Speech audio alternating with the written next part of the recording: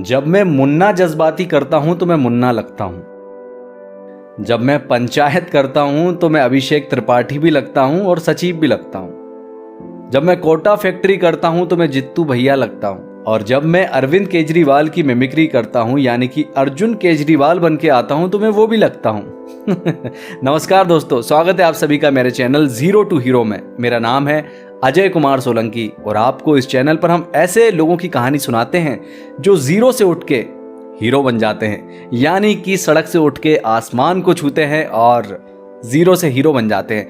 आज मैं जिस बंदे की कहानी आपको सुनाने जा रहा हूँ, ये ऐसा नहीं है कि इनकी जो लाइफ है बहुत ही पुअर फैमिली से होंगे या बहुत ही ख़राब स्थिति इनकी फैमिली की होगी और ये ऐसे करके आगे बढ़े। ऐसा नहीं था, वेल एस्टेब्लिश्ड फैमिली से थे, लेकिन ज़िंदगी में क्या करना है ये इन्हें भी नहीं मालूम था और ज़िंदगी ने कहाँ कहाँ कैसे कैसे मोड़ से कहाँ ले गई, तो आज ये इतने सक्सेसफुल एक्टर बन गए। क्योंकि जब मैं इस बंदे की कहानी को पढ़ रहा था, जब मैं इनके बारे में रिसर्च कर रहा था, जब मैं जान रहा था कि कैसे इनकी लाइफ है, क्या इनकी लाइफ है, कैसे ये आगे बढ़े, तो मैं ना रिलेट कर पा रहा था। जैसे कि मैंने अभी आपको कहा कि जब ये मुन्ना जज्बाती बनते हैं तो ये मुन्ना जज्बाती लगते हैं। जब ये कोटा फैक्ट्री के जीतू भैया बनते हैं तो ये जीतू भैया ही लगते हैं। ये ऐसा लगता है कि यार हमारे आसपास के आस पड़ोस का कोई बंदा ही है जो आज कोटा फैक्ट्री में दिखाई दे रहा है। हमारे आस पड़ोस का ये बंदा है जो पंचायत में एक्टिंग कर रहा है। मतलब एकदम डे टू डे लाइफ, कोई बड़ी पर्सनालिटी नहीं, कोई हाइट नहीं, कोई ऐसा लुक्स नहीं कि ऐसा लगेगा कि नहीं यार ये तो बहुत बड़ा, ये शुरुआत से ऐसा दिखता है, ये एक्टर लगता है या दिखने में ऐसा है। नथिंग, कुछ भी नहीं है। 5.5 इंचेस की इनकी हाइट है। इतना कोई मतलब फेयर कलर है, बट ऐसा कोई लुक्स भी रही है कि बहुत ही ज़्यादा सलमान खान या शाहरुख वाली इनकी पर्सनालिटी हो। लेकिन कमाल है यार बंदे की जर्नी। जब मैं मतलब इस चीज़ को पढ़ रहा था, चूंकि मैं भी खुद एक एक्टर हूँ, तो मैं उस चीज़ को रिलेट कर पा रहा था। लेकिन दोस्तों, जब मैंने इनके बारे में पढ़ा समझा तो मुझे ऐसा लगा कि यार मानो जैसे अपने घर के आस पड़ोस में रहने वाला, हमारे कॉलेज का कोई स्ट्रगलिंग बंदा या कोई भी ऐसा, मतलब हमारे जैसा ही बंदा उस जर्नी में मुझे वो दिखा। क्योंकि हम सभी अपनी लाइफ में स्ट्रगल कर रहे हैं और जब हम स्ट्रगल कर रहे होते हैं तब हमें खुद को नहीं पता होता कि यार आने वाला जो समय है वो क्या होने वाला है। ऐसे ही जितेंद्र कुमार की लाइफ रही है और आज मैं उन्हीं के बारे में बात करने वाला हूँ। कोटा फैक्ट्री में हम उन्हें जीतू भैया के नाम से जानते हैं, पंचायत में हम उन्हें अभिषेक सर यानी कि अभिषेक त्रिपाठी उर्फ सचिव जी के नाम से जानते हैं और इसके अलावा और भी तमाम फिल्म्स एंड वेब सीरीज़ में उन्होंने काम किया है। तो बड़ी ही इंटरेस्टिंग इनकी कहानी है। शुरुआत से इनके बारे में बात करते हैं। राजस्थान से आते हैं, अलवर से, और 1 सितंबर 1990 में इनका जन्म होता है और अच्छी खासी फैमिली से रहते हैं जहाँ पे मोस्टली सभी लोग इनके घर में इंजीनियरिंग कर चुके होते हैं। मे भी इनके फादर भी सिविल इंजीनियर होते हैं और इनके जो भी कजिन्स वगैरह हैं वो भी सब इंजीनियरिंग ही सभी ने की होती है। अब ये पढ़ाई करते हैं अपने, हालांकि ये हिंदी मीडियम के स्टूडेंट रहते हैं। अपनी 10वीं 12वीं की परीक्षा वहाँ पे देते हैं, पास होते हैं। उसके बाद IIT का सपना देखते हैं कि भाई मैं IIT करूँगा, इंजीनियरिंग करूँगा, अच्छा इंजीनियर बनूँगा, यही इनका सपना था। पढ़ाई करते हैं और 11वीं 12वीं में तैयारी करते हैं। इसके बाद में इनका IIT में सिलेक्शन हो जाता है और IIT खड़गपुर से इनको सीट मिलती है। अब अपनी इंजीनियरिंग की पढ़ाई करने के लिए IIT खड़गपुर चले जाते हैं। उसके बाद बढ़िया पढ़ाई करते हैं। एवरेज मतलब स्टूडेंट थे, लेकिन IIT में पहुंचने के बाद में, मतलब IIT बहुत ही टफ एक एग्ज़ाम होता है, जिसके बाद इंजीनियरिंग में ये बीटेक करते हैं। इतना भी कोई बहुत ही ब्रिलियंट स्टूडेंट नहीं होते हैं, ठीक ठाक स्टूडेंट ये वहाँ पे होते हैं। अब इनके फर्स्ट ईयर में इनको कोई वहाँ पे ड्रामा वगैरह होता है कॉलेज में, तो ऑडिशन वगैरह होते हैं, तो इनका कोई इंटरेस्ट नहीं रहता है उसमें। लेकिन कोई, हालांकि ये अपने शुरुआत के समय से अमिताभ बच्चन की मिमिक्री करना या किसी एक्टर्स की मिमिक्री करना इनका शौक था। तो ये ऑडिशन के लिए मना कर देते, नहीं भाई मेरे को मतलब इतना इंटरेस्ट नहीं है। लेकिन इनका दोस्त इनको पकड़ के ले जाता है। अब ये ऑडिशन वगैरह देते हैं और उसमें ये सिलेक्ट भी हो जाते हैं अपने ड्रामा में। तो ये बाद में कॉलेज के अंदर प्ले भी करते हैं। उसके बाद मतलब ऐसा था कि ड्रामेटिक जो चीज़ें होती हैं कॉलेज के अंदर, उसमें ये पार्टिसिपेट करते हैं और बढ़िया अपना प्ले व्ले उसमें करते रहते हैं। अब इनके एक सीनियर थे, विश्वपति सरकार। तो वो राइटर थे, मतलब उनका ऐसा क्लियर था कि आईआईटी करने के बाद में उन्हें मुंबई जाना है और राइटर बनना है। अब ये बात थी 2008 की, जब वे इंजीनियरिंग में प्रवेश लेते हैं, यानी कि बीटेक करते हैं आईआईटी खड़गपुर से, और ये सब चीज़ें चल रही होती है। मतलब मे बी इनका इंटेंशन क्लियर था कि मेरे को भाई 4 साल बाद में यहाँ से पढ़ने के बाद में मुझे कोई जॉब मिल जाए बढ़िया सी, मुझे ये करना है। सिविल इंजीनियरिंग भी कर रहे थे, क्योंकि उनके मार्क्स उतने अच्छे आईआईटी में आए नहीं थे ताकि उन्हें मैकेनिकल या सीएस ब्रांच मिल पाए। सिविल इंजीनियरिंग भी करते हैं। अब इंजीनियरिंग के दौरान ही ये छोटे मोटे प्ले वगैरह कॉलेज के अंदर करते रहते हैं। अब इनके सीनियर थे विश्वपति सरकार, उनका इंटेंशन तो क्लियर था कि भाई मुझे राइटर बनना है। जब इनका फाइनल ईयर आ जाता है 2012 के आसपास, तब तक इनके जो सीनियर थे विश्वपति सरकार, वो वहाँ से निकल चुके थे।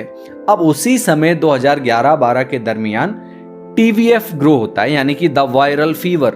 हम सभी जानते हैं टीवीएफ, हालांकि मैं भी एक छोटी सी भूमिका टीवीएफ में निभा चुका हूँ। सिक्सर 2 आने वाली है, उसमें छोटा सा एक मैंने काम किया है। तो टीवीएफ में जब शुरुआत होती है टीवीएफ की, तो उसमें विश्वपति सरकार भी कुछ ना कुछ राइटिंग कर रहे होते हैं। अरुणब कुमार जो उसके टीवीएफ के फाउंडर हैं, वो सब कुछ ना कुछ कंटेंट बनाते रहते हैं।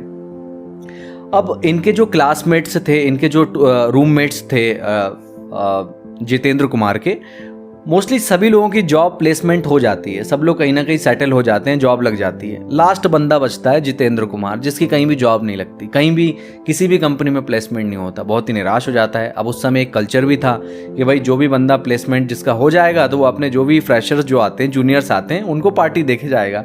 लेकिन इनके पास में ऐसा कोई भी मौका नहीं आ रहा था कि ये अपने जूनियर्स को पार्टी दे पाएँ।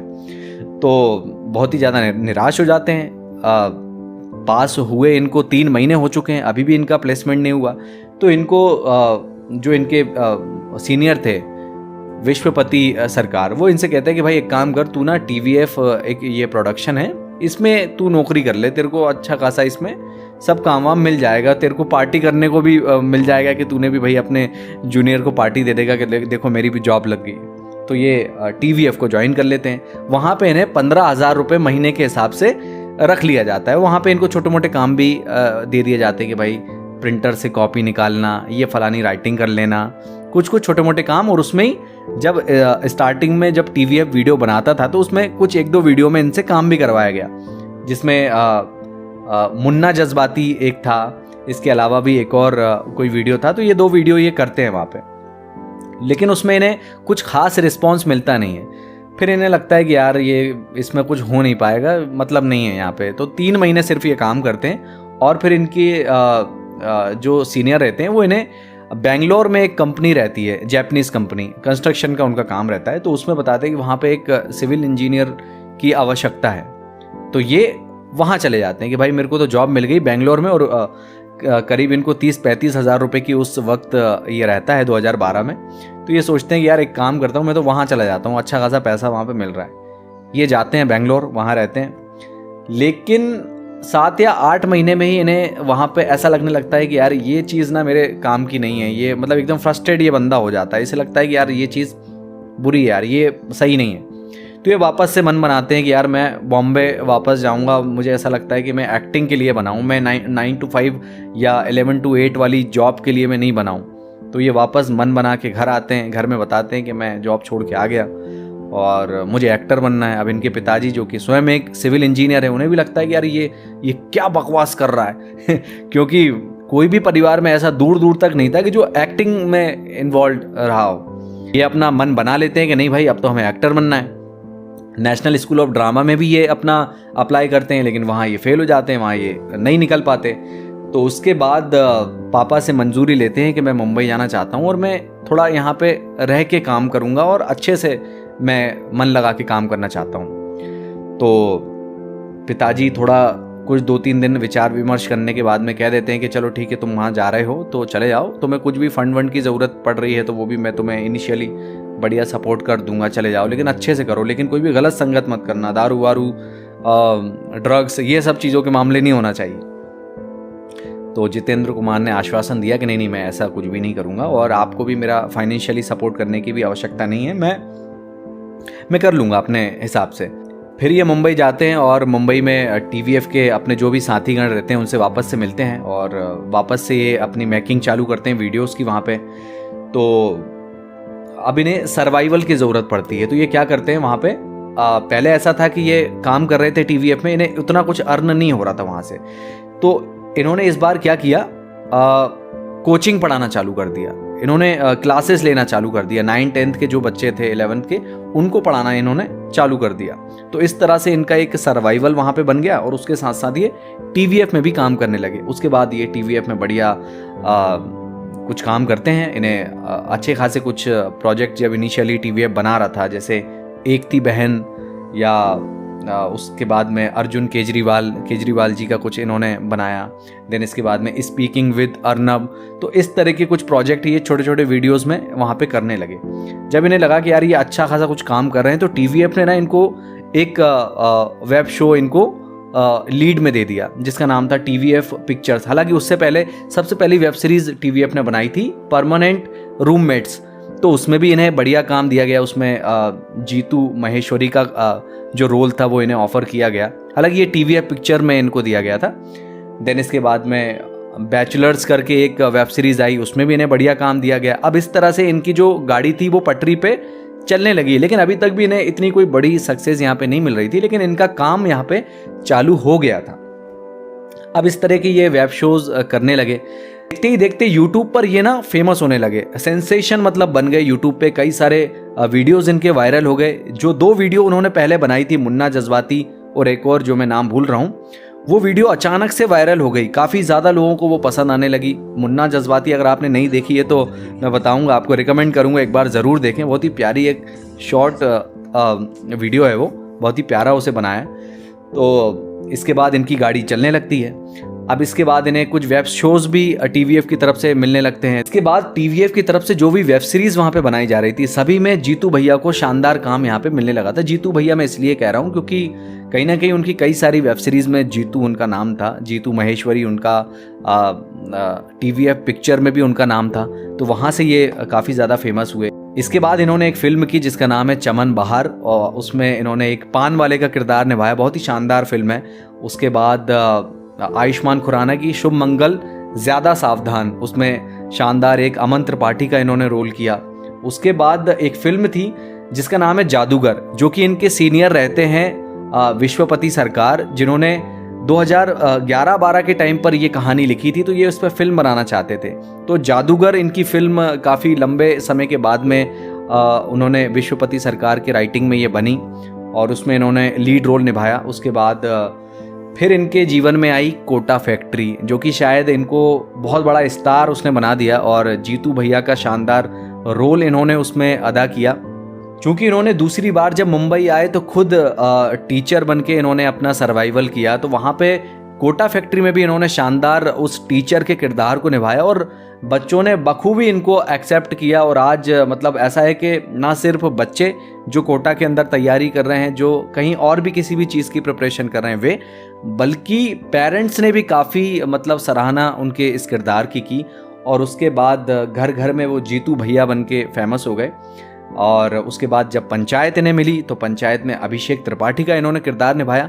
लेकिन अभिषेक भी नाम से वे ज़्यादा फेमस नहीं हुए जितना कि वे सचिव जी के नाम से वे फेमस हो गए। तो मुझे ऐसा लगता है कि ये बंदा जब भी कोई किरदार को करता है तो वो इतना ज़्यादा मतलब ऐसा डे टू डे किरदार लगता है कि ये ना हमारे आस पड़ोस में रहने वाला कोई बंदा है जो इस तरह की लाइफ को जी रहा है, इस तरह की लाइफ कर रहा है। अब हम सचिव जी को उठा के देख लें कि वे एक शहर में रहते हैं, गांव में वे सचिव बन के आते हैं, और जब वे सचिव बन के गाँव की प्रॉब्लम्स को सॉल्व करते हैं प्रधान जी के साथ, प्रहलाद चा के साथ या सहायक सचिव के साथ में, तो वो ऐसा लगता है कि यार ये बंदा ना मतलब जीवन में कुछ करना चाहता है, लेकिन उसके बाद भी दिल से बहुत अच्छा है। वो गांव के लोगों का भी सपोर्टिव है, प्रधान जी के साथ भी उसकी अच्छी खासी बन रही है। तो कहीं ना कहीं वो जो जर्नी है वो हमें पसंद आने लगती है। तो हमें ऐसा लगता है कि यार सचिव जी है ना, जो हमारे घर के ही आसपास का कोई ना कोई बंदा है, तो वहाँ भी ये कमाल का काम करते हैं। उसके बाद और भी कई सारी फिल्म्स में वे दिखाई देते हैं। ड्राई डे करके एक मूवी आई, उसमें भी वे दिखाई देते हैं। इसके अलावा और भी 2024 में अपकमिंग उनकी काफ़ी सारी मूवीज़ हैं। तो दोस्तों आज मैंने जो कहानी आपको सुनाई है जितेंद्र कुमार की, इनकी लाइफ ऐसा नहीं है कि ये कोई पुअर बैकग्राउंड से आते हैं, लेकिन इनकी लाइफ इसलिए हमें इंस्पायर करती है कि आज के इस दौर में कई सारे लोग हैं, चाहे हम हों चाहे कोई और भी दूसरे क्षेत्र में संघर्ष करने वाले जो लोग हों, वे करना क्या है बहुत ज़्यादा कन्फ्यूज़न है, करना कैसे है ये भी नहीं पता। लेकिन अगर हम एक चीज़ को आधार बना लें और हम अगर किसी चीज़ को शिद्दत से चाह लें कि नहीं यार ये चीज़ तो मैं कर लूँगा और अच्छे से कर लूँगा, तो भगवान ईश्वर आपका रास्ता अपने आप खोलते जाते हैं। तो मुझे ऐसा लगता है कि उन्होंने एक सपना देखा, उन्हें लगा कि यार मैं जॉब नहीं कर सकता, मेरे ये शायद इंटरेस्ट की चीज़ नहीं है। तो वे वापस मुंबई आए, वापस से उन्होंने एक्टिंग करना चालू करी और देखते ही देखते उन्होंने जब स्टार्ट किया होगा तब ये नहीं सोचा होगा कि यार मैं 10 साल बाद में मैं पंचायत का हिस्सा बन जाऊंगा, या 10 साल बाद में कोटा फैक्ट्री में इतना बड़ा कोई किरदार निभाऊंगा, या दूसरी फिल्म्स वगैरह में मैं ये सब चीज़ें करूंगा। लेकिन वो जो जर्नी थी, जब वे मुन्ना जज्बाती बने, या वे एक थी बहन में काम कर रहे थे, या वे परमानेंट रूममेट्स में काम कर रहे थे, टीवीएफ पिक्चर में काम कर रहे थे, उस जर्नी को, उस परमानेंट पर्टिकुलर टाइम पे वे उस चीज़ को एंजॉय कर रहे थे, उस चीज़ में अपना 100% दे रहे थे। तो उस चीज़ ने उनको आज इस मंजिल पे लाके खड़ा कर दिया। मतलब सीधी सी बात है कि मंजिल की तरफ ध्यान नहीं था, वो प्रोसेस थी। जब वे उस चीज़ को जी रहे थे उसको शानदार उन्होंने निभाया। तो आई थिंक मुझे लगता है कि वो उनके जीवन की सबसे बड़ी एक सफलता की कुंजी है, और आज वे एक सफल एक्टर हैं। और मुझे ऐसा लगता है कि जितने भी लोग जो जीवन में हम कहते हैं ना कि अरे यार मैं फ़लानी चीज़ की तैयारी कर रहा हूँ, मैं इस चीज़ की तैयारी कर रहा हूँ, ये नहीं निकला तो क्या होगा, ये नहीं हुआ तो क्या होगा, ऐसे लोगों के लिए जितेंद्र कुमार एक बहुत ही बड़ा एग्जाम्पल है कि भाई ऐसा नहीं है कि हमने जो चीज़ सोच के रखी है वो नहीं हुआ तो हमारी लाइफ ख़त्म है, हम इसके अलावा हम कुछ जीवन में कर ही नहीं पाएंगे।